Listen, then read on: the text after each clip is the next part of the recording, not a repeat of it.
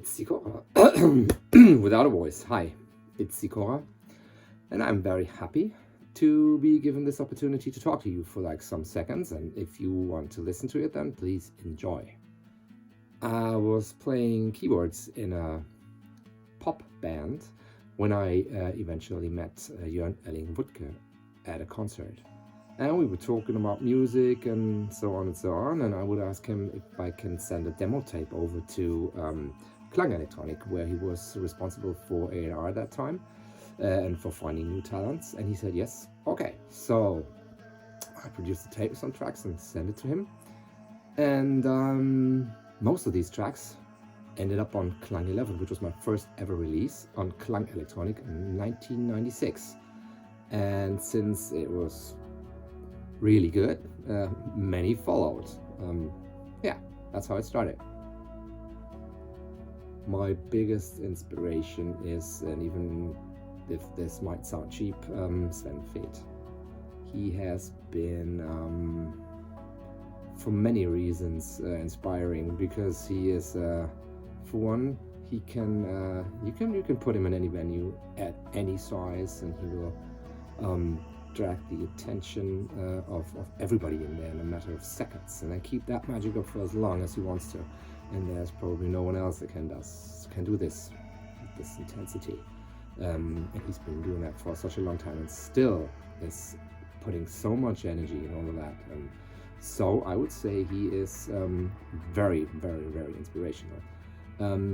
I though have respect for like everyone that produces music, no matter what genre it might be, just because everyone deserves that. That's what I think. My favorite club is Robert Johnson in Offenbach, definitely. The single Night Out, I was, I can still recall best is my first ever live set, and that was in U6311 in Frankfurt in 1999, alongside Stephan Straka and Frank Lauber, and that was massive to me because I recognized how I can, how people like or feel when they listen to my music. You know, that's the greatest response you can get. When you produce dance music and see people dancing here, that's what you want to see. So that was, I guess, to me, this is still the most memorable night out. Well, I personally don't think that this discussion is necessary anymore, because software modeling of analog circuitry has become so close to the original that I don't think that there are many people out there who can determine whether what you recorded came out of an analog machine or out of software. So I don't think it matters anymore. More than that, I think that the good parts of using digital audio workstations only are so it's such a vast majority of them that I don't see the point anymore. Even though some analog machines, of course, have a certain set of inspiration when you have hands-on. So some things just only happen when you use them. But sound-wise, I don't think that the difference is big enough to put money or space into analog equipment anymore. And for me, this also goes for playing. I don't see the reason for playing 12 inches anymore, because on the floor, no one's going to recognize it sound-wise. If you need them for collecting reasons, or for filling your shelf, or for fiddling around with them in front of people, that's totally fine and it totally works. But sound-wise, I think there's no reason to do that anymore. It's not even a trick, it's just an advice. Maybe better mute some tracks and add tracks to a production. Many people tend to like use, 96 tracks or 500 tracks just for one tune.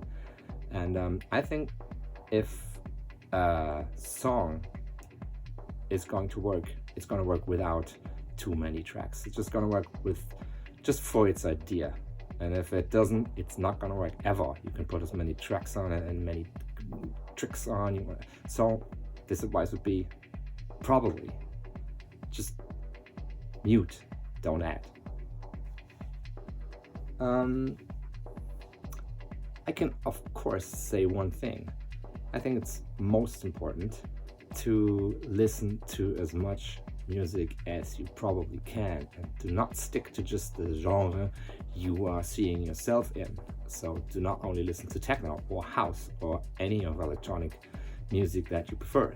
Listen to something you probably never have listened to before, like pop music or jazz or symphonic music or punk or whatever is out there, just to get knowledge about how people respond emotionally to music, and then put these experiences back into your own tracks.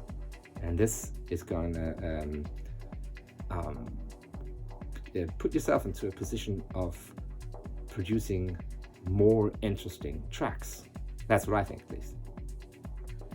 The one track that never gets old for me is Get Real by Paul Rutherford in the Happy House mix, it was called at the time, with this phenomenal acid bass line and this wonderful lyrics. To me, this never gets old. I could actually listen to that every day. Not all day, but every day. Yeah, so now go find it and listen to it and enjoy. And thank you for your time.